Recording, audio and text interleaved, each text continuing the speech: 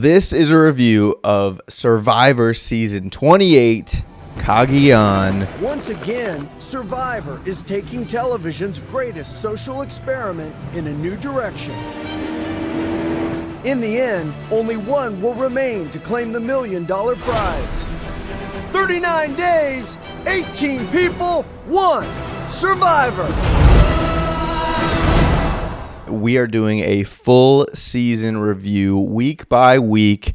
We're going to review every single episode of one of the greatest Survivor seasons of all time. We're going to take a look back on it 10 years after it's come out. Survivor Season 28, Cagayan. We're going to go through it, and I got my partner in crime with me here. Richie, we just came off of Survivor 46, so that's where we are right now as we're documenting and as we're watching. This is, summer 2024.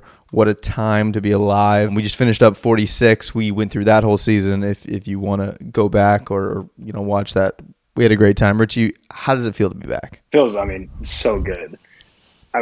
Clearly we couldn't get enough, so we're back reviewing an old season. It seems crazy that it was 10 years ago. Thinking 10 years ago we were just getting out of high school, and for some reason still when I think of older Survivor, I just think of myself as that young kid watching older Survivor. Yeah. But I was in college watching this, so that's crazy. And you and I have both seen this season. Did you see it live? I don't think I saw this one live. No, I didn't either. I saw this one probably a couple years back when everyone else did, because this was actually one of the few seasons that were put on Netflix during the pandemic, which honestly really started Survivor up again. Kind of like it caught waves on social media, and everyone was suddenly binging Survivor because everyone was at home. It was just one of those shows that for some reason just randomly did well. And they put this season on there, and there's a reason, because this is one of the greatest seasons of Survivor of all time. So if you have never seen this season before, or if you love this one, you're going to enjoy this conversation, because we're two people who love Survivor. And man, this is like, as I was rewatching it, I couldn't believe it. But let me set the scene a little bit, Richie. Let me set the scene. Okay, so this season was filmed in the summer of 2013. The summer that we graduated high school is when it was filmed. It was filmed in Cagayan, which is an island in the Philippines. Which we can get into that. Like, it's so nice to kind of go see a new land, because we've been in the same spot from watching 46. We'll get into that. Cagayan, it actually aired in the spring of 2014. It premiered February 2014. At the time, the songs on the chart when this season was coming out, let me read a few for you. Happy by Pharrell. That was playing all the time. All right, it was cool. The most overplayed song of all time. Very overplayed. Still played at weddings. Timber, Pitbull, Kesha, which means NBA playoffs this year was the greatest promo of all time. The bigger they are, the harder they what? Yeah, harder they. Yes, exactly. Drunk in Love, Beyonce. Are you kidding me? Like that's a big deal. And then Royals by Lorde. Like that was another one that played all the time. Yeah. The movie, number one movie in theaters at the time this show came out. The Lego Movie, actually. Wow. And the Legion of Boom and the Seattle Seahawks won Super Bowl 48 with the largest margin of victory by an underdog in Super Bowl history. That was the one, where Peyton Manning got eaten up a bunch. Don't they start off with he fumbles the opening snap? Yes, exactly. That was then. Jimmy Fallon had not started on the Tonight Show yet. He was about to start. It was right in that time there. But we get Survivor Cagayan, which is also, we're in a time Survivor-wise, 28th season. We had just come off of, Fans versus Favorites was a couple seasons ago. And before that, you had Heroes and Villains, coming off a lot of really good Survivors. Blood versus Waters right around here. And what made you want to choose this one? Because you were honestly pretty passionate about, dude, Cagayan, we got to do it. Yeah, I think just because of the amount of characters that come out of this season. And if you continue watching seasons after, they bring a good amount of people from this cast back, and rightfully so. Yeah. I think even from the first episode, you can tell that this is going to be one of those seasons where they get you in quick and you're on the hook. Yeah. You're going to see who are the people that, how are you on on the show? Why did you come out for Survivor? And then you see the people that are like, oh yeah, you were made to play this show. Yeah. And I think you get all that in the very first episode, so it hooks you really quick. Yeah, dude, it's insane, and it was like lightning in a bottle for this season because they took it also an interesting premise. We get a themed season, and we're going to try our best not to get into full spoilers. We obviously know who wins this season, and you might too. But for those who haven't, we're going to try to just enjoy the season as it goes. But spoiler definitely is that, yeah, a lot of castaways come back in future seasons, and it's because this season was so good. And it's kind of like 46, where it's like, man, there was so many that you could bring back. Yeah. And that brings us, into the start of the show. Jeff presents it in, we've seen fans versus favorites. We've seen heroes versus villains. We've seen all-stars. I'm not sure if we've seen Blood versus Water yet. Might have been the season before. Might have been the next season. Yeah, I don't remember. So they divide them into 3 tribes. And, dude, it hit me pretty quickly that I knew I wanted to ask you, Richie, who you're a doctor, D1 athlete, and you were a model. You did modeling, maybe? A little Macy's, JCPenney back in the day. I mean, where would you land? Where would you land? Do you believe you would land, or where they would put you? I feel like they probably put me with like the Brain Tribe. I think just having the doctorate kind of sets you apart from a good amount of the population that doesn't have that. Mm-hmm. People hear doctor and they just kind of assume smarts anyway. So yeah, whether that be the case or not, I think that's where I'd end up being. Yeah, dude, I think I would probably. I mean, I'd like to say I'd be on the Brains Tribe, maybe as a super fan. I think having that brain for the game. But like, if beauty was like a social thing, I think maybe because that seemed to be the way they played it too. Because also, what I liked about it was even like, I mean, Spencer's a beast, and so was Garrett. The like he really buff, built guy. So it wasn't like, oh, these are the dweeby nerds. It was like they were, they didn't end up being very capable, but it seemed to be balanced enough. Really funny, interesting season and season theme. And yeah, I don't know. I just think it worked on all levels. We get to the beach, and it's so funny because like it seems like they didn't really tell them that there was going to be Brains, Beauty, Brawn, because you find out, it sounds like they're finding out live, and then because I think they did that with David and Goliath too. Was like, it's David versus Goliath. Yeah. Which do you guys think? And that one I feel like you could even see was like there was definitely some more differences like in how they described like David and Goliath too. Yeah. Yeah. But yeah, I mean, it didn't seem very like odd that they didn't really know kind of what they were getting into. It seems like, which I kind of like too, though. At the same time. Yeah, and it's pretty cool because he breaks it down, and he even says that like the average IQ of the Brains Tribe is 130, which, take that whatever that means. Maybe it means someone's got a really high one and one has a lower one, or if they're all floating around that number, not sure.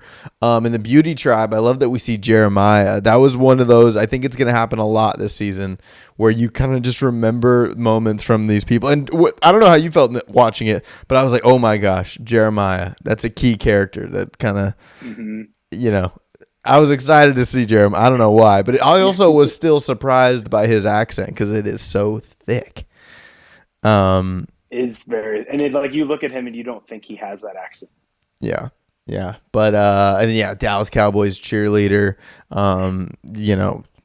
that tribe, good looking tribe, sure. Maybe not the best looking tribe of all time. A lot of really good looking. Which I thought was weird too. Like, there's been way better looking people in general that have played that game before them. It's in the eye of the beholder, and that was for this season. And then we get to the Brawn tribe, which is just right off the bat, you're reminded it's so legendary. With Sarah. The cop. They have two police officers on this tribe. One who admits they're a police officer, and the other one who's Tony. And then, dude, R.I.P. Cliff Robinson. Like, if this season isn't already legendary enough, you gotta throw an R.I.P. out to that, man. R.I.P. Cliff Robinson. No longer with us, but we still get to watch him on Survivor forever. And I get to hear Phoenix Suns get uttered on Survivor. You know what I mean? Like I love when he says that. That's what he didn't have to say the Suns. No, dude, he could have just said Blazers. He could have just said the Trailblazers. Yeah. Yeah, I think they bring him up again talking about the Blazers, and yeah, the Suns really don't get brought up again. So, it is what it is. And yeah, dude, Tony, right off the bat, like, he's his confessionals, because he's someone we're going to talk about a lot this season. Calling his shots, Babe Ruth style. Like he's telling us what he's going to do. But everyone kind of seems confident enough. Spencer even was like, dude, I will go down as the best survivor. And Spencer's like, yeah, dude, we're going to be talking about Spencer. He's got a hell of a season ahead of him. But we then get these weird, like, captain choices. They used to do this a lot during Survivor, where it's like, all right, each tribe, designate a captain or a leader or a spokesperson or whatever. What do you make of that? Do you like when they do that? I don't hate it. I think it definitely adds a different aspect to the game because you can take it for many different things. You can get nominated and be like, okay, this person will lead us and we're going to keep this guy around for a long time, or let's nominate this person and she messes up, he messes up one time and they're on the block. They're next up. Yeah. So I think it does add a good amount, a couple different layers that you can go with it when they do that. I think it is weirder when they do it with 3 tribes because, that alienates it to that next level because there's so few people per tribe. Yeah. But I think it worked well in how they played it right now. Yeah. This is I thought it was an interesting choice. You get picked and what they say too is all right, now we get the leaders out here and they go, all right, leaders, choose the weakest person.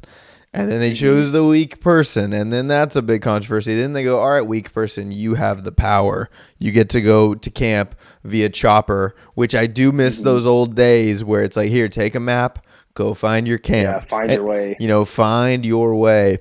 And then 3 of them get to go to a chopper ride to get back to camp, and I'm curious what you think you would do in the situation. They land there. This is a good, people experiment thing because how do you act when you've just been told you're the weakest one on the tribe and you've just been outcast without even saying a word? Do you help yourself? Do you help the tribe? What are you doing in this situation? I think in that situation, I'm going to help the tribe. I think that knowing there's an idol, that there's one, you can look for it at some point. The other people don't necessarily know for a fact that there is an idol. Yeah. So I think you help the tribe and you get something that's going to make you rise the ranks a little bit. I also thought it's weird how some of these people take it like such offense that they got voted the weakest. Somebody has to be voted the weakest one on the tribe. Yeah. There's only 5, or I guess 5 other people that they can pick. Yeah. So. Yeah, and what do you think you're doing in that situation, though? Yeah, it's funny. I do think we see it play out 3 different ways. I probably help. Like, the best way to do it is if you're Garrett, but you do what Morgan said, because Morgan was so suave and smooth of like, oh, look at all these supplies. I picked these out of an option bucket, which I'm like, that is brilliant. Garrett is the one who actually finds an idol. She kind of gets caught in the act. And then Trish just takes the rice for her team, which I don't think is a bad move. Like, you said, it's, you can gain favor, but like, it's so funny how, Morgan came out like looking like a hero and she hasn't, a clue.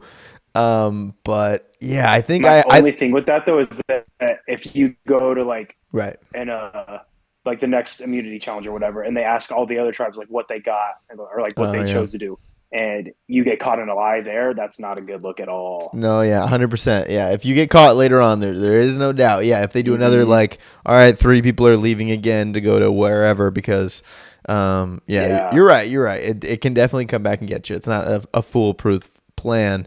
But also this idol hunt kind of didn't matter. Garrett ended up taking it. It was weird that Garrett got chosen too. This freaking Marlins president, man. That, like, what a doof. Like, there's no wonder the Marlins are terrible. And like, absolutely insane. Garrett gets an idol. Morgan just has a clue. Oh, yeah. Then it's so funny because Trish tells the camp, because that's what you have to do, too. You have to, like, kind of brag on what you did. She says, hey, listen, guys, I took rice. I got rice for us all. Like, we're set. And it cuts to a confessional of Mr. Tony going, "Oh, no, no, no." He's like, "If this was my choice, there would be one bag of rice and one idol in my pocket." And we're just starting to see Tony, who then we also see as everyone's getting to know each other. Sarah, who is such a sharp Survivor player. What a quick find by her too. Dude, she's so sharp, and you can tell she is someone who is using her real life skills in the game, saying she does interrogation rooms and whatnot, and to be able to be like, "Oh, Tony just looks like a cop." And and I mean, look, she's not wrong. I mean, I think, it's pretty clear. But the fact that Tony is throwing down the gauntlet on day one, lying to someone who's going to be pretty important to him down the road. And it's funny because she says she doesn't really know what he is, but I think deep down she kind of knows that he's lying to her. Yeah. Because she says, I mean, I don't trust the guy. Yeah. And dude, I wonder too, because we didn't watch this live. I do wonder if when this was airing, if people were like, "Oh no, there's a new Russell." Right? Because we're coming off of Russell Hantz having a couple powerful seasons of being pretty conniving and lying and doing whatever. And he was branded as, the greatest villain in Survivor. And maybe they wanted to get away from that. But then Tony comes out gunslinging, just lying. And he even said, "I swear," right away. And I remember when I heard him say, "I swear," I was like, I think we're gonna hear him say "I swear" a lot. Yeah. This season, I'm like, this is good. Tony's the language. We get to the reward, which the Brains Tribe just, this is a long episode. I mean, we get 2 votes. Yeah. But this first reward doesn't go well at all for the Brain Tribe. Pretty far behind. And then it seems like Cass goes right up to Jatia and is just like, "Dude, you're going home." And another time where I'm like, "Oh no, I forgot about Cass. She is so vicious." That was one of the things I wrote down for my press conference, was just why would you tell her so soon? Yeah. That she's the one that's going, and not even say, "Hey, maybe," but she's like, "No, I'm writing your name down." Yeah, and Cass isn't the only one in this tribe that's going to make really crazy social decisions. But I mean, luckily it worked out for Cass because she ended up being okay. I still don't get why David, the Marlins guy, wanted Garrett out so bad. Garrett was he was so ripped and so he's gonna be your challenge threat.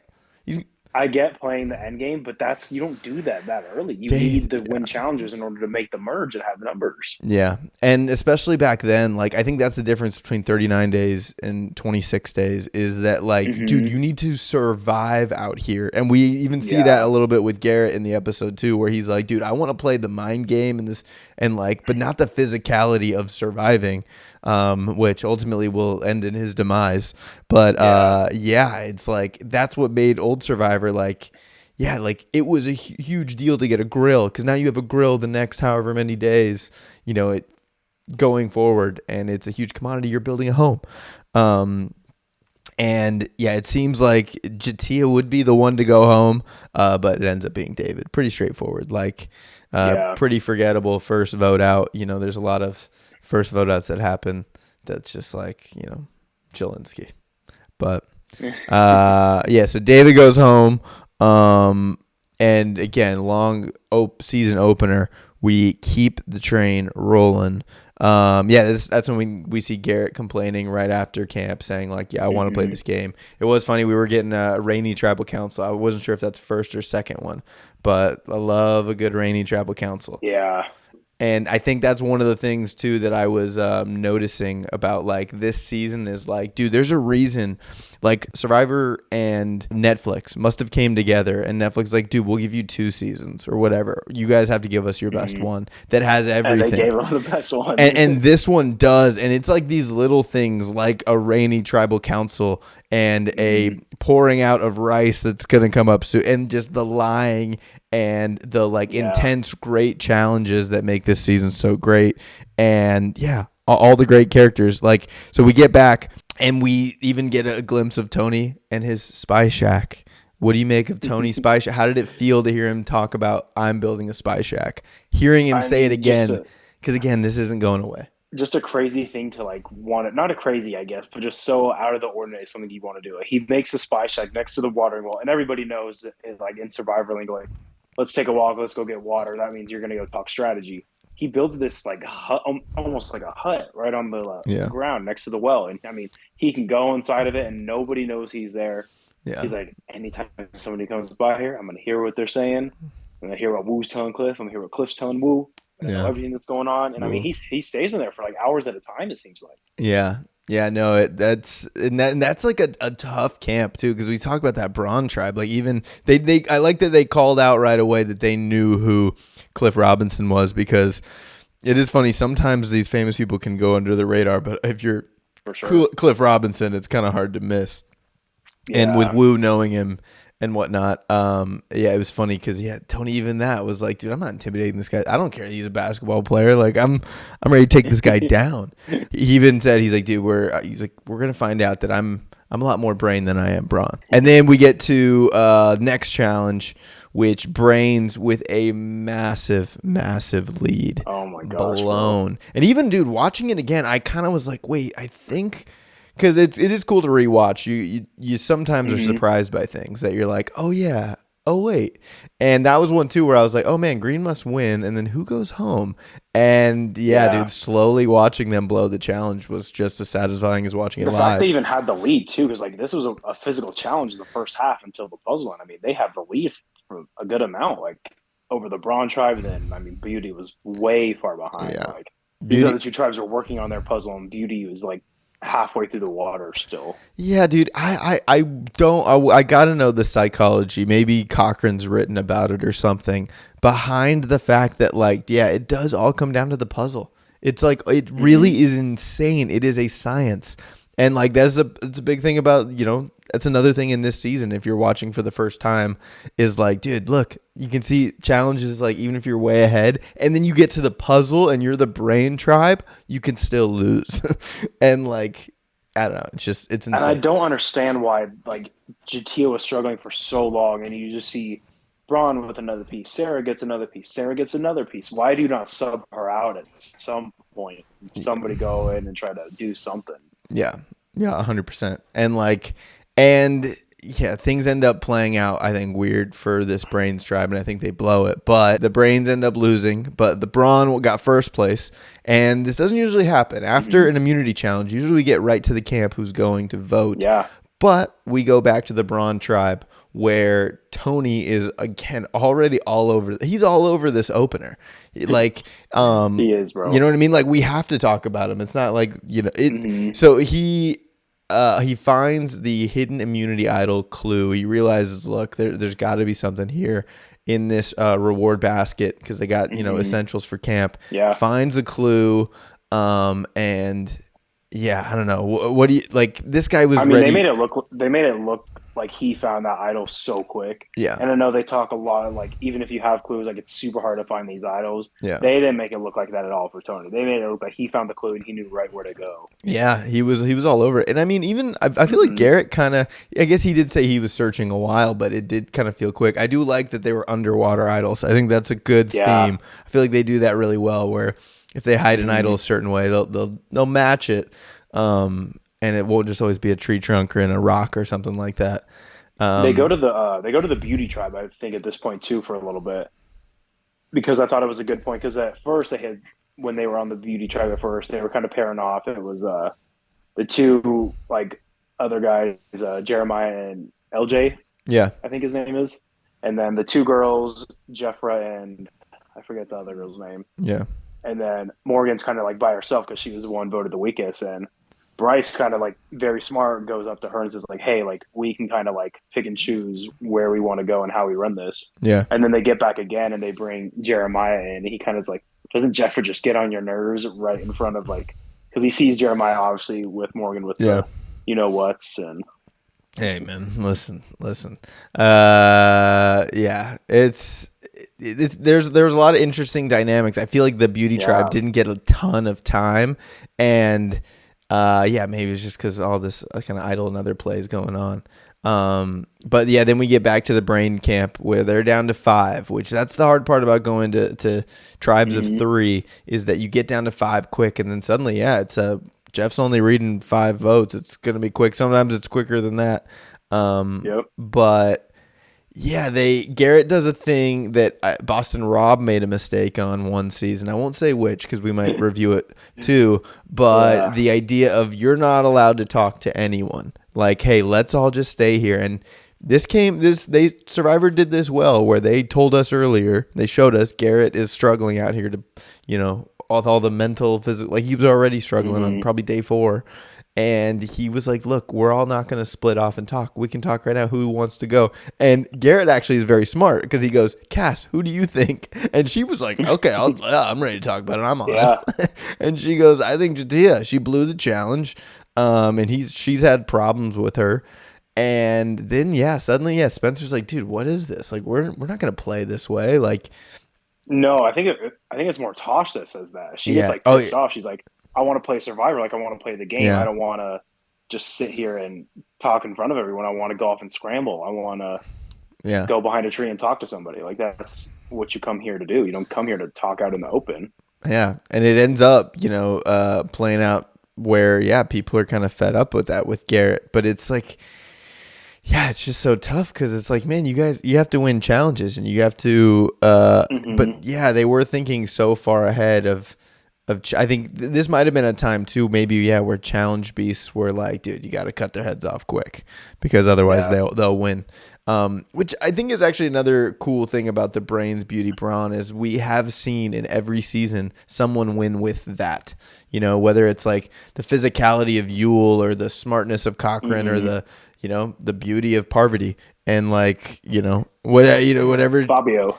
Fabio, dude. Yeah, honestly, JT, who was a great big challenge beast, was also like super charming and whatnot. I mean, of course, Boston Rob, he's maybe all three. Maybe he's getting up there in age, but it depends. So Tosh brings Cass down to the water and they start to talk, and then Garrett and Spencer get a little nervous, so they go and talk to them, and then they're like, wait, you guys probably shouldn't leave Jatia by herself up there. Oh, we yes. don't know what she's going to do.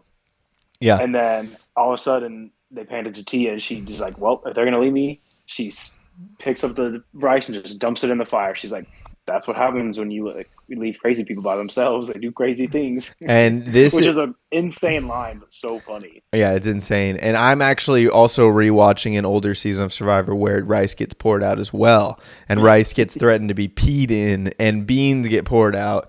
And dude, that's also another electric time of Survivor because, I mean, in that case, that person ended up leaving.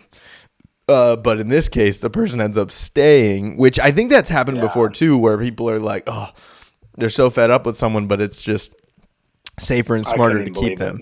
But so Jatia, which I mean, I don't know. I guess, if you're in high emotions of the game, you're going home. Everyone's throwing it in your face that you're going home. It's weird to say I get it, but I mean, I think I get it why someone would do that. But also, but now Jatia has to live there, and Jatia has to stare at it and go dude, you got to live in this mess now.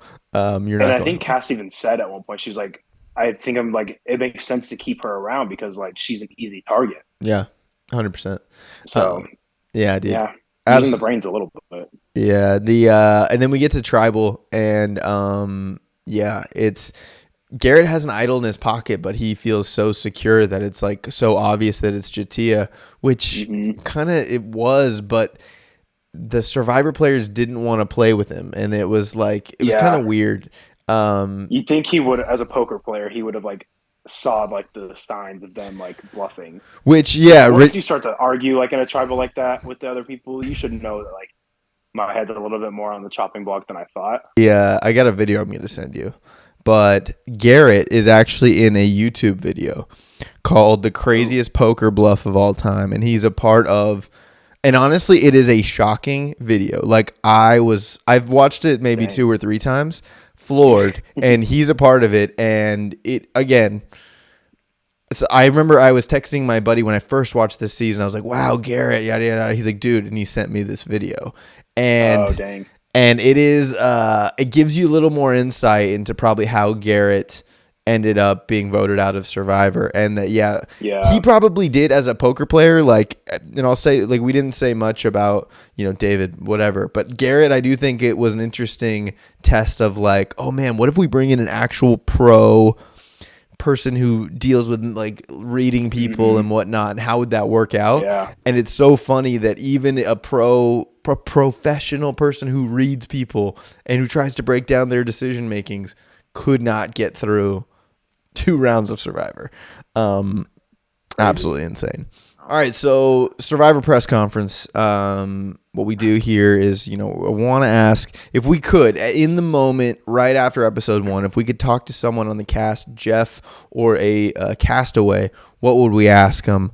Richie, who do you want to take the podium, and what are you asking them? I think mine, I kind of said earlier already, was like, I would ask Cass, like, why would you tell Jatia that quickly? Yeah. I think that one stuck out to me the most. It's hard because I couldn't tell, because this is also the part of Time of Survivor where people aren't like necessarily playing, like they are trying, like they're not like working the game and like knowing like what to expect. This is still a little Survivor Wild West, and I couldn't tell if that move by Cass was that is her personality, she's just going to be straightforward. Yeah. Or if she thought like, oh, you know what? I'm just going to be blunt and brash and in people's faces and just like be straight up because like sneaking around's too hard. I don't know.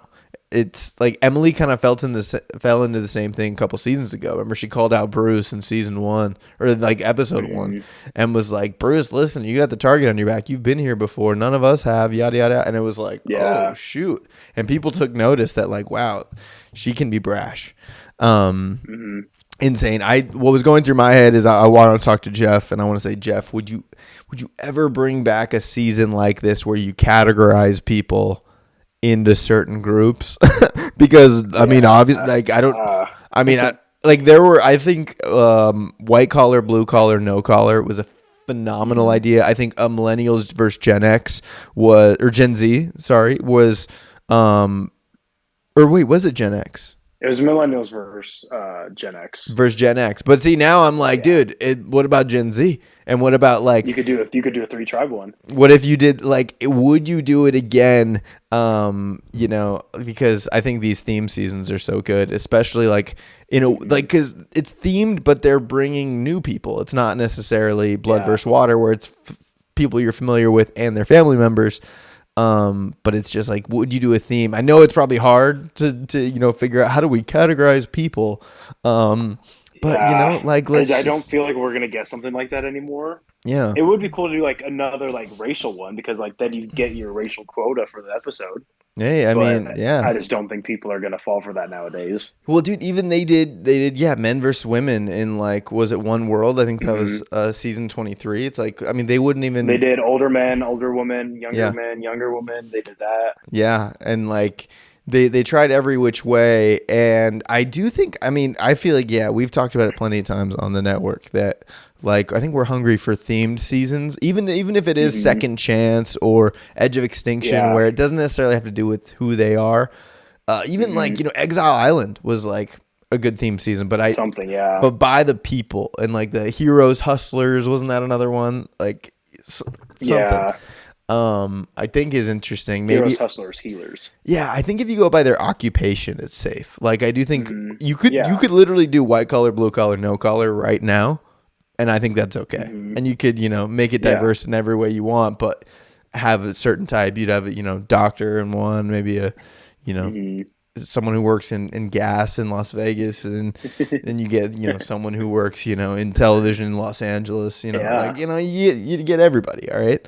I don't know. That would be my question for Jeff. So after episode 1, who surprised you as someone that you're most excited to watch going forward? Maybe surprise you, or maybe it was like I was expecting to be excited to watch them, but I'm even more now. I don't think I was expecting to be as excited to watch Sarah, but I think watching her from how she talked to Tony and kind of said like, hey, I don't trust this guy because I can tell he's kind of lying to me. I think she would be the one that I was more excited to watch and see how her game progresses throughout this. And I mean, they're on the same tribe, so I think it's fair to say this, but like Tony and Sarah, I believe, have one of the most interesting relationships in all of Survivor. Like they're one of the best duos in Survivor, and how they've go back and forth all the way. throughout the season. Yeah, dude, I think I was shocked to see Cass again. And I was reminded that like, oh my gosh, Cass is a character that is going to make me uncomfortable this season. But every great Survivor season has a character maybe like that because Cass is just so blunt and, she is a fighter still too. And, a memorable Survivor player. So, that'd be one for me. Last, what would you name this opening episode? It's funny, Survivor always names their episodes too, like a funny, usually it's a quote from someone. And what was the one that they named this one? Oh, this was Hot Girl with a Grudge. Hot Girl with a Grudge, which again, I think we can do probably a little better than that. So mine was, my nephew's been watching The Wizard of Oz lately, so I named the episode If I Only Had a Brain, because the Brain Tribe went back-to-back L's, made some pretty boneheaded moves, it seemed like, so yeah. You made a movie reference. I'm going to make a movie reference. I think this episode should have been called I Am Not a Cop. Just like The Departed, Leonardo DiCaprio, I Am Not a Cop. I think that was a funny moment that I forgot about. I could not believe that Tony's already lying within the easiest part of the game to just get to know people. Yeah. Because I think, dude, that's got to be one of the hardest parts of Survivor if you choose to go that route of lying about something. He did have his second occupation down though. He was like, I work construction. And then he's like, what do you want me to say? What do you want me to say? He's like, what are you asking me right now? And he just kept saying like, what? No, wait, what do you mean? What do you mean? And he's it's good to see Tony too. And like it's a good. So I'm Not a Cop. You're saying If I Only Had a Brain. I like that. I think that's good. I think we could submit that. And that'd be a hit. All right. Well, let us know whose title you think is better. And if you have a better title, down in the comments below, be sure to like, subscribe. We are going to continue reviewing this season. Watch along with us because I'm excited, dude. I really am. The next episode title. I only watch like one episode. The next episode, which if you've seen this season before, you know that this title alone will set you off. Cops Are Us is the name of episode 2. I'll tell you what, if you haven't seen this season and you're just watching with us. R.I.P. Toys R Us. Yes, but Cops Are Us. Insane. Okay. But isn't stealth, it came from stealth. Well, we're going to get into it. It'll all come down. Follow us along. Richie, thanks so much for being a part again. Thanks for having me. We'll see you guys soon.